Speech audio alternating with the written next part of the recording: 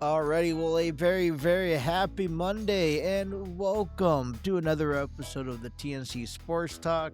My name is Justin. Today is February 2nd of 2026. I want to welcome everyone in here.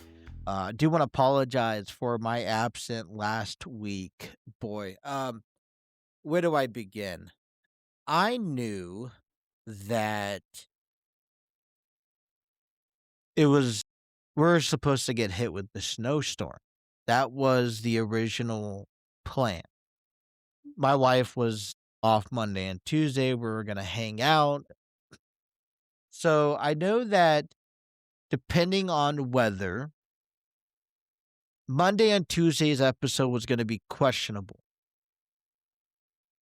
But then we got a message from our son's daycare on Friday. This was last Friday, not this past one with the previous one, that warned us about kids having the flu throughout the week, just to keep an eye on your child. So, our son, he just seemed a bit, he seemed to have a cough, maybe a running nose, no fever, nothing that really warranted that he had a flu, maybe a cold at best. And we were giving him home remedies and things went well. Well, I think it was Saturday, if not Sunday, and my wife was starting to not feel so great. And we're like, oh boy, well, it was passed along. And then I started not feeling so great. I did my podcast Monday night for Enlighten Studios. You could check them out on their social media and audio platforms called Light in the City, where I do a weekly podcast providing news and current events going on in the area. Well, I did I was able to do that. I was supposed to do it Sunday. I didn't do it until Monday. And I ended up I was able to get that done, but I knew I wasn't feeling so great. I woke up Tuesday. I had a meeting in the morning. It was on a Zoom. And so I did that. And I'm just like, man, I'm telling you, I'm not feeling so well. I'm cold. I'm hot and cold at the same time. I'm coughing. My allergies are flaring up. At least that's what I thought it was. Well, it turns out, after the meeting in the morning, I went back to bed and from probably Tuesday through, I'm going to say, let's say Thursday at least, if not Friday, I was knocked out. I was in bed. I was not responsive to much of anything. I was just, it hit me hard and it hit me good. Thank goodness I wasn't throwing up. My wife was. I was hot and I was cold. This cough that just never seems to get out of the way. And there's just no way that I was going to be capable of doing any shows last week and just do anything. I wasn't even going to try. And I'm like, I hate it. I hate it the most. I hate missing a day, missing an episode, because I know what it does for a show like this. I know what it does for a channel like this, a channel that tries to grow. I didn't have the energy to post anything, even to say, hey, look, I'm sorry, this is what's going on. Please forgive me. I'll be back as soon as I can. I didn't have the energy. I didn't have the aspiration just to go behind the computer. I barely made it through the meeting on Tuesday. And so I really felt sick and it hit me hard, which sucked. Now, I think there wasn't really a whole lot of sports that, gave me 5 days. I know the Royal Rumble was, came up last weekend. We could have talked a little bit about that. The Bill Belichick news not being inducted into the, Football Hall of Fame, which we'll talk about today. But honestly, I was really not feeling. I mean, we didn't go to church yesterday. I feel like we're about 90% over it. The wife's back at work, which I commend her because you know, I think she got the worst of it, and she has been back to work since Friday. And it really just, I couldn't, it was very unproductive. It was very draining, very exhausting. I felt very useless, and I struggled a lot to get through this past week. And so if you guys were looking for an episode from me and you guys are upset, I understand. I apologize. But it was the flu. The flu came in, took control over the household, got everybody sick. And, you could probably still see it, hear it in my voice today. On this episode, it's probably going to be in my voice for the next couple episodes. I still have this cough. I feel more energetic. We're disinfecting the house. We're, taking our cold and cough remedies. We're doing what we think we need to do to kind of get past this. But man, this past week, it was, I want to say it was good timing. It's never good timing, but I felt upset because my wife has these 2 days off every period, which is or quarter of the calendar year, which is every 3 to 4 months. She'll get 2 paid days off, and she took those personal days off last Monday and Tuesday. We were supposed to go out, walk the malls, grab something to eat. We kind of saved up for it, and we had to actually postpone that because of the sickness, and we really just couldn't get out and do anything. We actually been cooped up in the house other than going to and from daycare. We sent our son to daycare, and if you question that, it's more so of the reason, well, if we're up sick in the house, how are we going to get our rest with a 2-year-old under our feet 24/7? And trust me, he is up on us. He's in our face. He's getting, he wants that attention. Also, why keep him sick? We come home, keep him out, keep him going, keep his immune system building. And from there, if he then, we could come home, disinfect the house, clean it up for when he comes home. He doesn't need to be around that all the time. And so, you know, we felt it was in our best decision to continue to bring him to daycare. And so that's what we did. We put him out there on daycare, and everything worked well. Like I said, we're about 90%. If you hear it in my voice, if you hear me cough, I know I got one coming up here in a little bit, but there you go. Just know that a lot of this is thanks to the flu that this house is getting over with. But we should be back. There shouldn't be no more interferences. It's also been very cold out here. We got snowed in on Sunday, Monday, Tuesday. I'm going to say that snow's kind of been around since then. Still on our roofs, still on there on the grass. It's been cold. It's matched that energy. Groundhog predicted another 6 more weeks of winter, which when you just got done with a snowstorm like this one, we want to, I'm sorry but to say, but we want to shoot that groundhog because we're like, no more. We got 7 days until pitchers and catchers report for spring training. We don't want no more winter. That's one thing I hate. I'm jealous. Let me jump on that bus or on that plane for the Reds and go out to Goodyear, Arizona, because we are not, I'm done with the winter.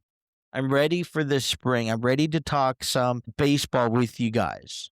So, it's just, we're still supposed to get another couple snow flurries. I took, walked my son down the stairs to get in the car to go to daycare this morning, and he there was snow flurries out there, and he was just wanting to play in it, which was, it's great, but it's too cold. It's supposed to get colder again, and then it's like another 2 more weeks before we're supposed to see a 40-degree, day, and I'm like, I'm not looking forward to it, I'm not ready for it. So, man, that's what my journey has been for the past week, and I tell you, yeah, I hate missing out. We have a lot to cover. Today's episode, we're just gonna recap the Royal Rumble mainly. If there's anything looking forward to tonight on Raw, we will talk about that. But there is one thing I found interesting on the at the Royal Rumble. And we are officially the road to WrestleMania. April 18th, 19th, I believe. We are on the road. And one thing that I find interesting is all those dream matches that come from the Royal Rumble matches. There was a moment where Brock Lesnar and Obafemi just came face to face 2 to 3 times in the men's Royal Rumble. And the fans were getting behind it. I was getting behind it. I was ready for them to brawl. Brock Lesnar is the only one who got one suplex out of it, and then they go their separate ways. I, for one, would love to. That would, for me, be a dream match between now and whenever Brock Lesnar retires. I don't think necessarily it should be Brock Lesnar's retirement match. That's, maybe getting out of hand to talk about that, but it's a dream match that can elevate. If anyone needs elevation right now, making their debut in the WWE under this platform, under this, coming to face with Brock Lesnar, who's the beast incarnate, Obafemi could use it more than Gunther, to be honest. So there are matches based off of what we saw at the Royal Rumble that I get excited about. And I'm starting to see WrestleMania match card predictions and all that stuff. So we'll talk about that. I want to talk about the coaching status, head coach positions for the AFC North as they've all been filled in officially this past weekend.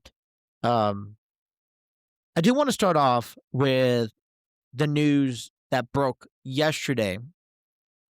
It's not no blockbuster news, in my opinion, but it had to do with the Cincinnati Reds, which I think is a huge step as they have officially re-signed third baseman Eugenio Suarez to a 1-year, $15 million deal to play for their organization. And it's as simple as this. The Reds needed a power hitting at bat. And they got a power hitting at bat. Do I think Suarez is worth $15 million? Not necessarily. But for putting up 49 home runs last season and playing for 2 teams, which one of them went to the American League Championship Series, he's not your number 1 top free agent. He's not your number 1 top third baseman on the free agent market, but he's he has done enough last season to earn where he stands at. And I'm glad that the Reds finally picked him up, or at least paid the player for what they're capable of putting on their field. Now, for anyone who's lived under the rock, the Reds had possession of Suarez for several years, from I want to say 15 to 2021. His batting average dropped under 200 for a couple of seasons at the end of his run with the Reds. He was traded to Seattle during spring training of 2022 with Jesse Winker to pick up just some younger guys like Brandon Williamson and Justin Dunn, and plays 2 seasons for the Mariners. got traded to the Arizona Diamondbacks in 2024, had an all-star, campaign last season, got traded at the deadline back to Seattle, and was on the free agent market this year. Well, the Reds, with 7 days before spring training, we are quite desperate, to be honest, for a power hitting guy. And we followed through. We're able to pick up Suarez on a 1-year deal. And, my intentions right now is it doesn't necessarily impress me. It doesn't surprise me, but does enough to me to say, good job, Reds. You did something. Let's face it, this isn't a Kyle Schwarber deal. This isn't a Kyle Tucker deal or a Cody Bellinger deal. This is kind of almost, you would say, play the safe card in bringing back a talent that was once on the Reds. And we just got to remind ourselves, and I hope you are reminded by this, but with what has occurred back in our last time. Like, I always remember back in 2021 and 2020, we were calling for the heads of, let's get rid of Suarez. He's not performing. Despite 30 home runs, his batting average was 192. And we were glad to get rid of him. I was glad to get rid of him. He wasn't productive. He was making countless of errors on the field. But he's kind of been able to sustain himself as about a 230 batting average player over the last couple years with these two ball clubs. I put an article out there on on Facebook you guys could read. But and I expect him to come in. We're already filled up at the third base spot. I got Key Brian Hayes over there. I currently put in Spencer Steer at first, although I know Sal Stewart is going to step up to the position. Could Suarez see any time at first or third? Possibly. But he's primarily going to be our designated hitter. He's 35 years old. Last season, he tied his 2019 record for the most home runs in a single season with 49. And between 2017 2019, which is arguably his best times here as a Reds, he was batting 271. 2020 and 2021, he averaged about 200 batting average. He only hit 46 home runs. There is that risk that we are taking. And the question lurks is the concern. A second chance is given to Suarez to come back, play for the Reds in a different role that allows him to solely focus on hitting and his at-bat. And is he going to be the same player that he was last year, which made the All-Star, 2 years ago with the Diamondbacks, and years prior with the Mariners, or is he going to go back to his 2021 days? And a lot can be said. It was during the pandemic. We just got over this half a season and where we didn't really play in front of a crowd. I don't have a lot of room of patience for someone like Suarez. It's a 1-year deal. I need you there 162 games. I need you hitting 30, 40 home runs. I need you to be batting at least 260 or better. Fair to say. You are going to be placed in as a number 4, maybe number 5 slot. You need to be able to drive in runs. And That's what we need from you. I don't need you defensively. We got enough defensive players for that. If I ask you to play first every once in a while, that's negotiable, but we needed a power hitting guy. Everyone else was taken. There's really no one else out there on the market that we could really turn to. And therefore, we used you. Now, I don't think you're our number one option. We didn't pick you back up in November. We're 7 days before spring training and before pitchers and catchers reporting. So, but what I am going to say is that you are good enough to get a second chance. So take the opportunity. I'm glad that he's back on this team. I'm optimistic to see how he contributes to this team. And he could be a refining player who makes an impact and can lead this team or be one of the leaders of this team to another postseason run. I feel like it takes a little bit off of Ellie De La Cruz and Spencer Steer. He knows his role. It's quite clear. And apparently he had a similar contract being offered. As a matter of fact, the Pirates were willing to offer him more, at least according to reports, whether that's true or not. And he still chose to play at Great American Ballpark 82 games of the season. So how do you guys feel about Suarez's return to the Cincinnati Reds? Do you guys like it? Do you guys dislike it? Let me know down in the comments below. All right, last week we learned that AFC North has finally sealed in and locked in their head coaching positions. And now early on, it's going to be all these questions that in order to put these teams together for this season, now we have to attack. Now, Cincinnati Reds, we're sitting here on the back burner. We have Zach Taylor, and we're really not doing a whole lot on a coaching perspective to help improve from I call a devastating year last season.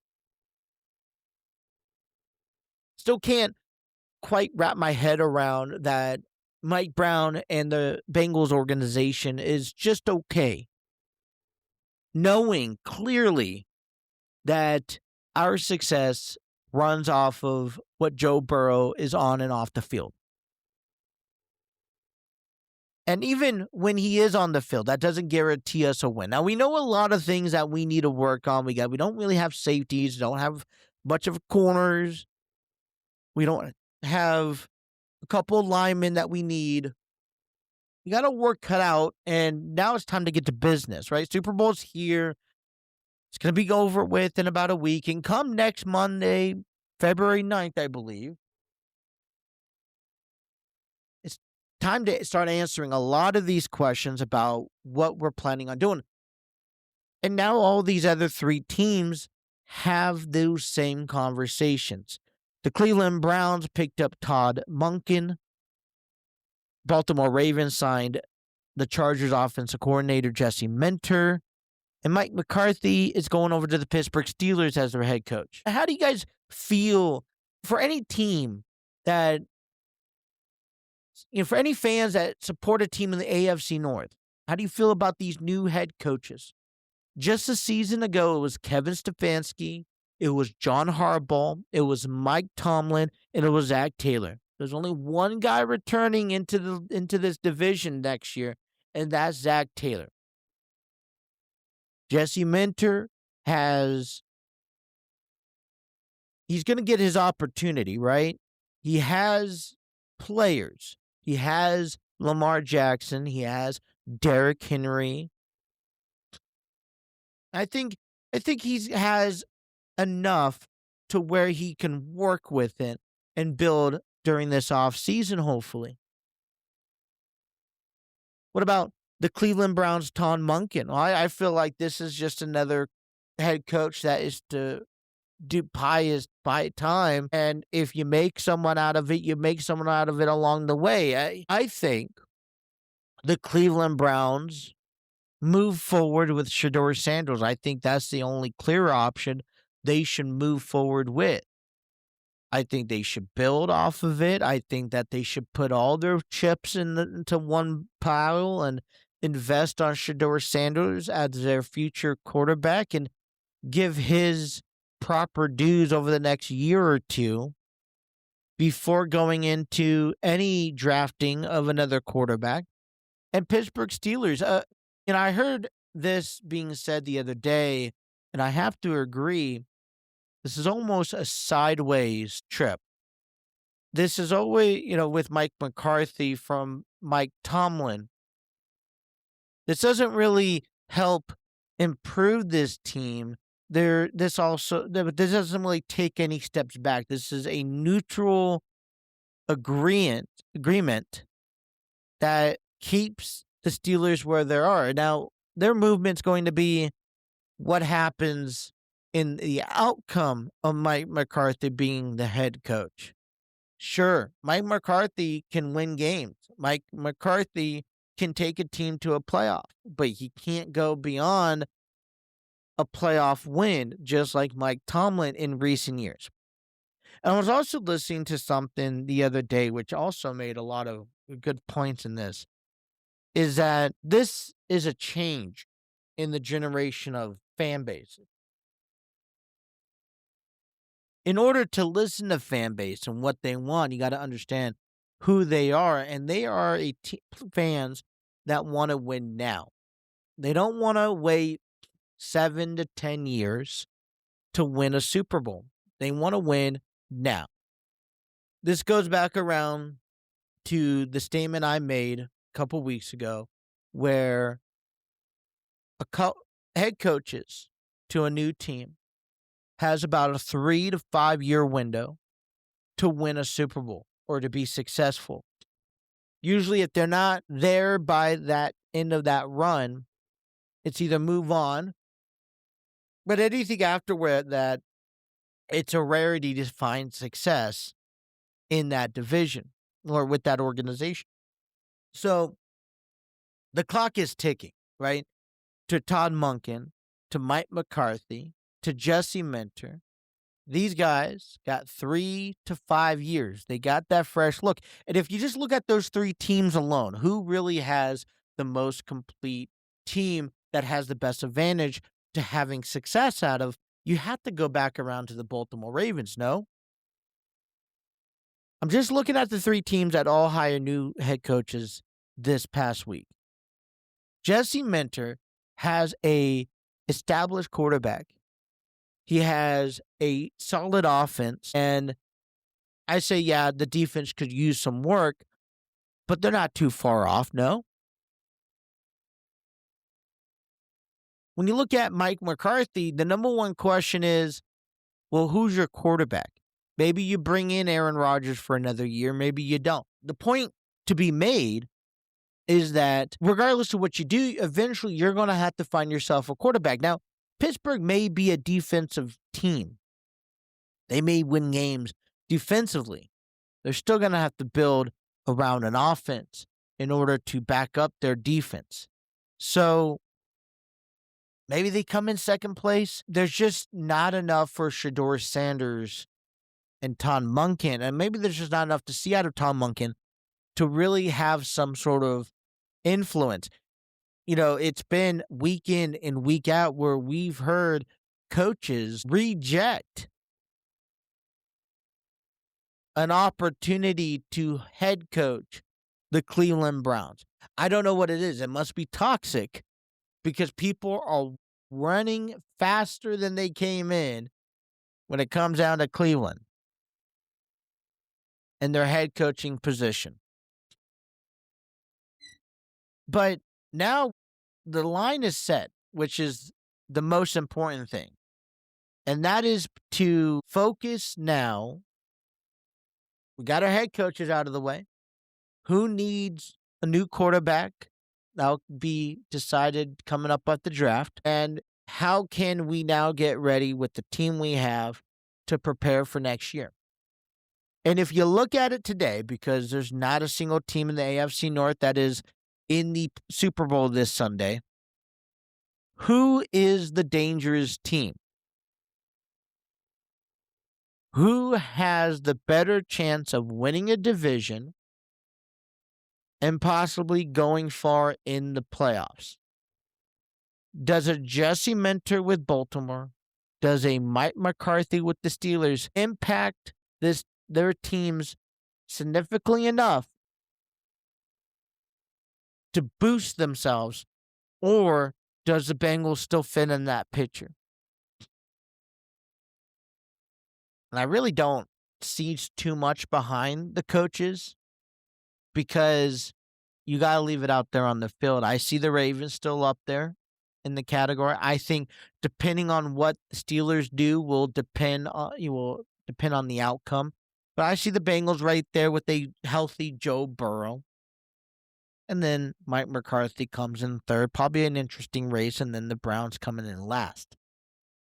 So what do you guys think?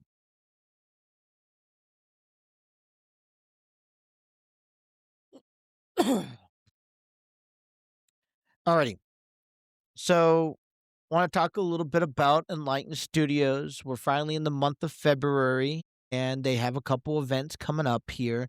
Starting off on February 13th, Paint and Pastries, hosted by Nikhil Chappell.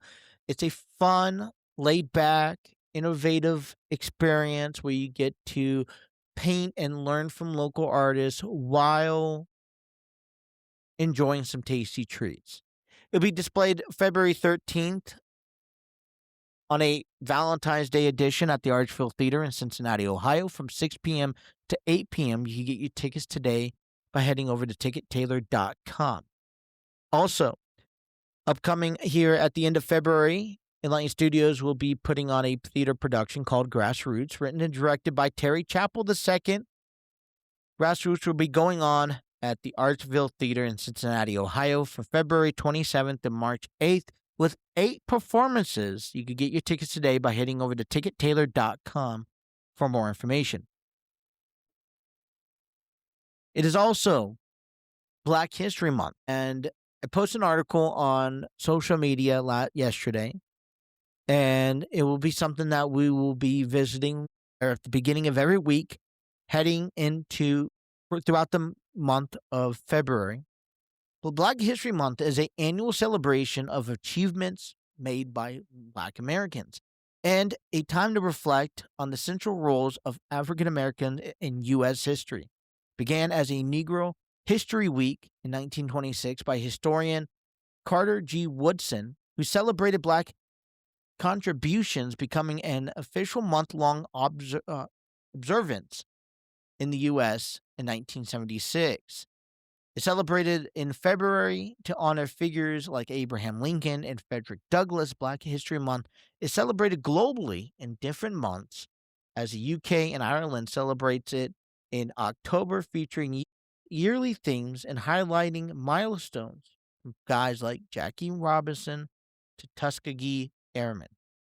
In sports, we honor trailblazers who broke racial barriers and dominated their fields. Jackie Robinson for baseball, Kenny Washington for football, Willie O'Ree for NHL, and Althea Gibson in tennis. It celebrates pioneers like Muhammad Ali, Jesse Owens, and Serena Williams, while highlighting the ongoing fight of equality and representation. Every Sunday in the month of February, we will be visiting one of those legends, and we recognize their accomplishments and impact in the sports world. Today, we honor NHL star Willie O'Ree as the first Black player in NHL. Willie O'Ree debuted with the Boston Bruins on January 18th, 1958, breaking the league's color barrier in the games against the Montreal Canadiens. In his 45-game hockey career, Willie scored only 4 goals while assisting with 10 despite being blinded in one eye. Beyond the ice, Willie sold cars, managed fast food restaurants, and worked security at a hotel. He's being called the Jackie Robinson of hockey, became the NHL Diversity Ambassador in 1994, and was inducted into the Hockey Hall of Fame in 2018. The NHL created the Willie O'Ree Community Hero Award in his honor. It's pioneers like Willie O'Ree that have paved ways for the evolution of the game. This is only one of many athletes who have stepped into the position, took on racism and discrimination to change the sport they love the most. Next Sunday, we'll visit another athlete who etched their mark in history and broke their barrier of their own. Tune in to find out. Alrighty. Going to be a good day. Get all these notifications.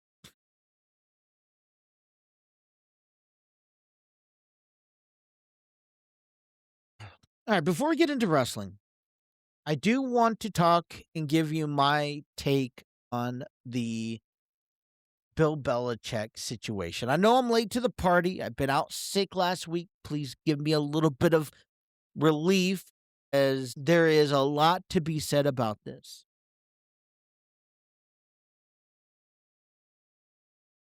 I will say this because it's not, I'm going to give you a different perspective, because it isn't just in football that we see an issue like this take place.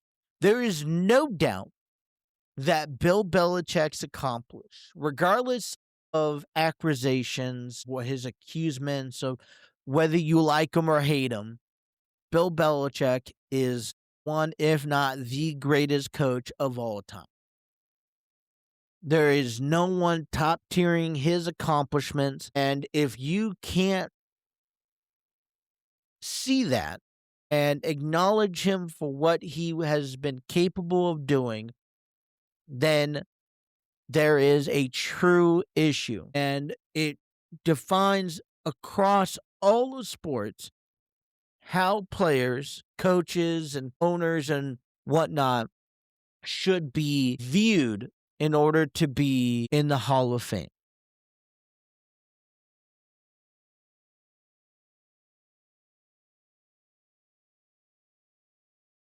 I heard this a lot. People are angry. People are flipping this upside down. People say boycott the NFL Hall of Fame, never watch it again. It means nothing. And so be it. I agree. Hall of Fame is a place where you go to honor the greatest of all time, past, present, and future, and the development of the sport, and as it's grown over the decades and century. No doubt that Bill Belichick deserves to be in the Hall of Fame and should be number one.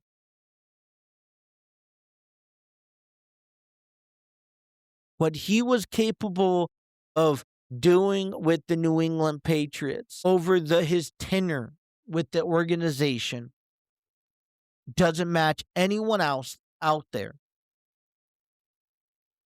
And if you can't put him in as number one, you have to break down what is the meaning, or how do you qualify to be a Hall of Famer? But the same question, because his hands aren't clean, and we don't need to go too deep into that, but the same question needs to be said and asked, but everyone else.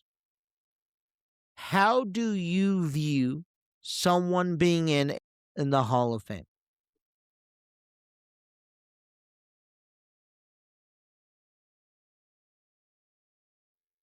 I think there needs to be a standard for every sport.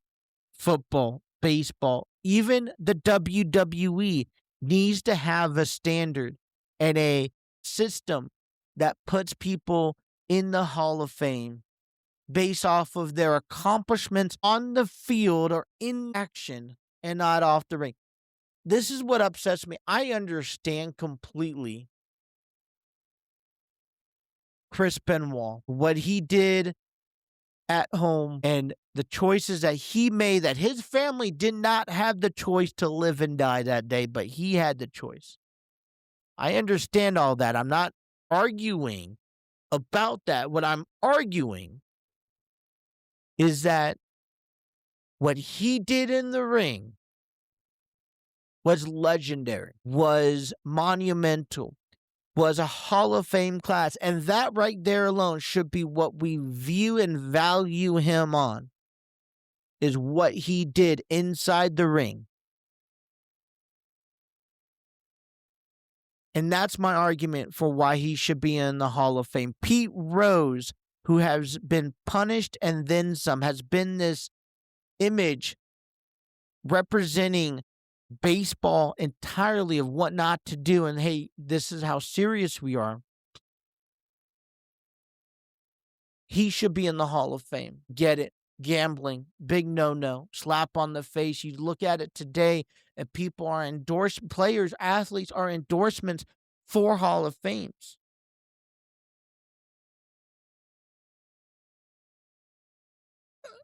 My thing is,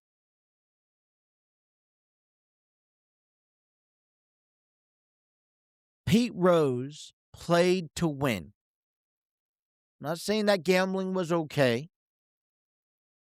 I'm not saying that he should not be reprimanded for gambling. The reason why he's not in the Hall of Fame is for gambling. How did that reflect him on the game? How did he play? He's led the league in several categories. He is what people still view as of this is how you play the game of baseball.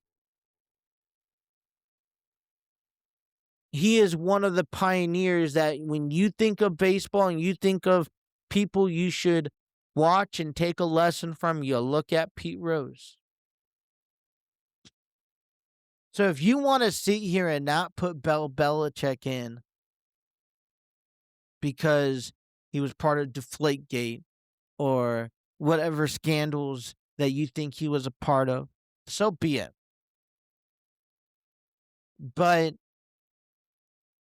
overall, Hall of Fames, no matter what sport you're in, is a reflection and a celebration and a honorary moment of a time where you left on history of the sport. And it should be viewed that way no matter what you've done outside the sport or resemblance from it. Sure, maybe put an asterisk by it so we remember what he did do that helped him get there, but never, it shouldn't be for the reason why he is not a first round ballot Hall of Fame. I just think in every sport, every Hall of Fame needs to have a clear identity of how people are voted in and based off of what factors they are voted in from. That's it. Nothing else. It got a lot of people upset. I'm a little upset, and it's not going to go away anytime soon. And sure, I may not watch the Hall of Fame. I didn't really watch it last year and the year prior. I've never watched the NFL Hall of Fame.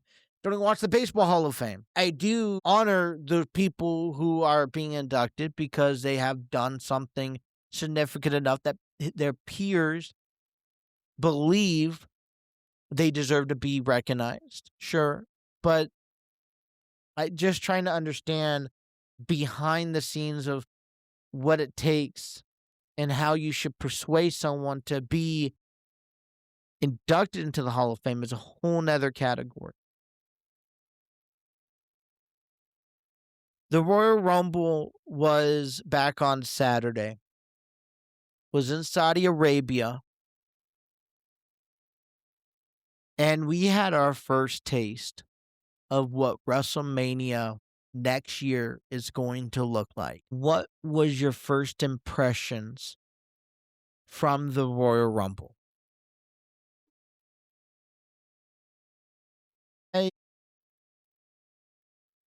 I had to look at this in a different perspective because, yes, you did see a lot of empty seats. I think they only announced 25,000 people at the Rumble. This, let me remind you, is at Saudi Arabia. And at the end of the day, they're all spread out. So you felt like you did see a lot of empty seats.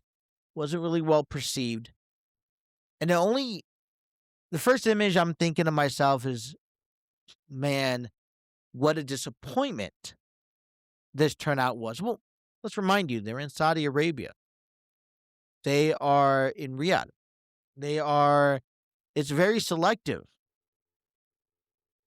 And those who did attend showed up and partaked and cheered and booed and everything in between. And at the end of the day, what Saudi Arabia pays for the WWE to host a Royal Rumble in their country, is probably almost as if not similar to what a sellout crowd here with merchandise and all that stuff would end up paying at all.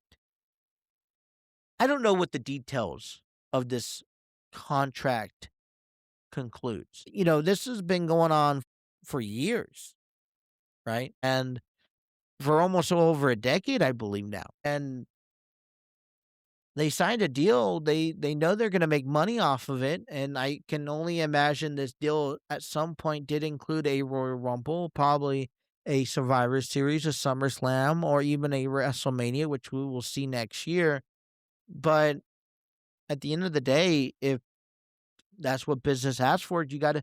I feel like it's a catch-22 because it came off a little bit. It didn't come off as the same experience as I've had in years past, granted, but we're not under the same circumstances as things were last year. We were not in the same arenas, in the same country, or in the same states as it were in years prior. And you got to take that into consideration. And in Saudi Arabia, they're not going to have, you know, fans from top to bottom, left and right. And you got to be able to still go out there and put on a good show. It was a very, Royal Rumbles are meant to be simple, 4 matches during the PLE. You have the Women's Royal Rumble, Men's Royal Rumble. You have the Gunther versus AJ Styles. If AJ Styles loses, he retired match, and then the WWE Championship match, Drew McIntyre versus Sami Zayn. So let's kind of just get right down to business. Drew McIntyre, Sami Zayn, very similar match compared to Gunther and AJ Styles, in my opinion. We're not taking the title off of Drew McIntyre. We know that Sami Zayn is a, fan favorite in Riyadh. And that's kind of the only purpose.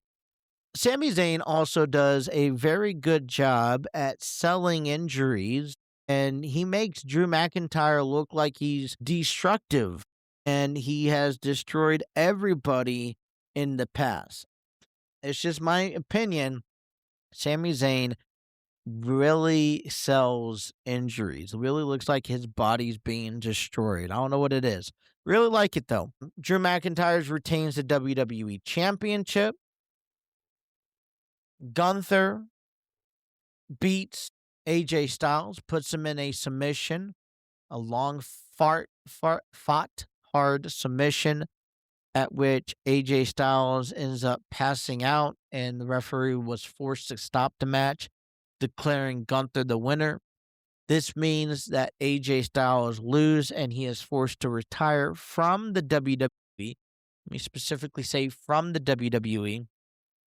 The Liv Morgan wins the Women's Royal Rumble, not Money in the Bank. What am I talking about here? And she ended up beating Tiffany Stratton and Sol Ruca, which all 3 women took their final moments on the curtain on the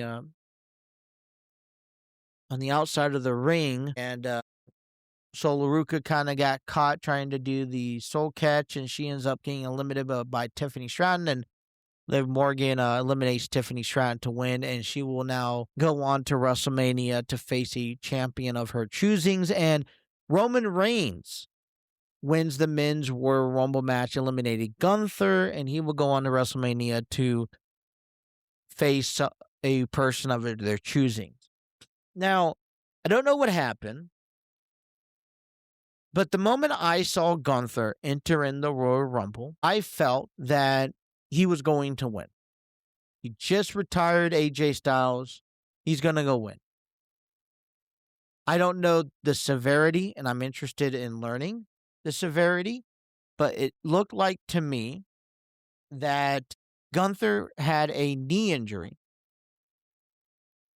that probably ended up costing him the Royal Rumble match.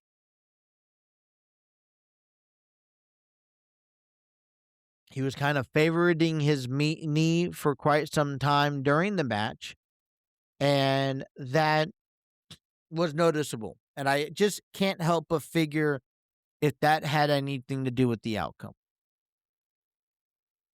AJ Styles lost. We know that AJ Styles is planning on retiring at some point this year from wrestling. This is where, there was a lot of connections to the Royal Rumble. This is where he debuted, I want to say it was a decade ago at the Royal Rumble. This is where he ends up having his last match, more likely. He didn't officially, remove his shoes or his boots or his gloves and place them in the center of the ring, which only can mean maybe this is his last match in the WWE. Maybe he now goes on to TNA, where it all started for him, and finish his career off there. That could be a possibility. As of right now, he's retired from the WWE, and they're making that apparent, very clear. He's retired from the WWE. But no, I mean, look, so something I said at the beginning of this program, were some great one-on-ones that we saw that we could see leading into storylines for WrestleMania. I know that there's something out, a report out there. I saw some people predicting matches, and they're seeing, they're watching Brock Lesnar versus Gunther. Well, you had me fooled on Saturday because I saw Brock Lesnar and Obafemi. So what matches did you see come from the Royal Rumble matches? And now here's the big question. Who is Liv and Roman Reigns going to challenge? Now, Roman has some unfinished business with CM Punk. I can very clearly see CM Punk be his challenger. But what about Liv Morgan? Does she go after Jade Cargill? Does she go after Stephanie Vaquer? Which one makes more sense? And does this lead to a championship win at WrestleMania?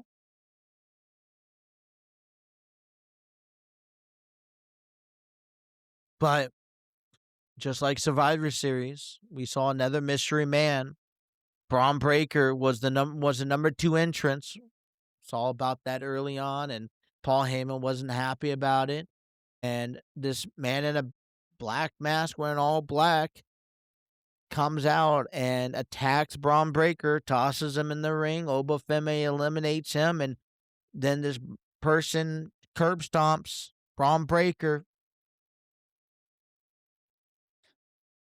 So, speculations, I have names like Grayson Waller. I have names like Seth Rollins, who could be a potential client. I would like to see this kind of come back around, right? A Seth Rollins versus Braun Breaker at WrestleMania. But is Seth Rollins at the point of his recovery where he's capable of returning? I just saw him, I think, on Friday on ESPN. Was that pre-recorded? He traveled quite quickly to Saudi Arabia for this moment, if that's the case. So what is your guys' opinions? Here's my last question. I'll leave you guys on here today as we head into Raw later on tonight on Netflix. How quickly should these people, or should Liv Morgan and Roman Reigns reveal who they are going to face at WrestleMania? Does it need to be tonight? Does it need to be this week on Raw or SmackDown? Or can we wait 3-4 weeks? We got Elimination Chamber coming up at the end of the month. I would like to see the Elimination Chamber and see who wins there. Last time I saw that, and usually that was kind of a tradition. You didn't have to select your opponent until after you discovered who won. Roman Reigns is that type of person who does things on his time. And in this situation, it's not on his time. So could we see Roman Reigns wait? Or does he immediately go and selects a guy like CM Punk, knowing that, hey, now I got 2.5 months to sit here and just twiddle my thumbs, waiting for this moment to recapture the World Heavyweight Championship. So, what is your preference on that? Do you want to see them select tonight, or do you prefer them kind of teasing us and have them wait a little bit longer for their selection? That is all the time I have for you guys today. I want to thank everyone for tuning in. I appreciate everyone's support and being back. Like I said, being out sick last week was not fun. Be sure to follow us on our social media platforms: Facebook, Instagram, Twitter, TikTok, and stay up to date with all of our news, articles, and videos. Be sure to like, share, and subscribe today's episode. Be sure to follow us on our audio platforms. You can take us on our road with you, in the car, at work, in the gym, and be sure you don't miss a single episode. We will be back again tomorrow. We'll start getting ready for the Super Bowl 60 at Santa Clara as the Seahawks get ready to take on the New England Patriots in a Super Bowl rematch. But until then, you guys stay safe, stay dry, stay warm, and we will see you tomorrow. Take care. Have a good night.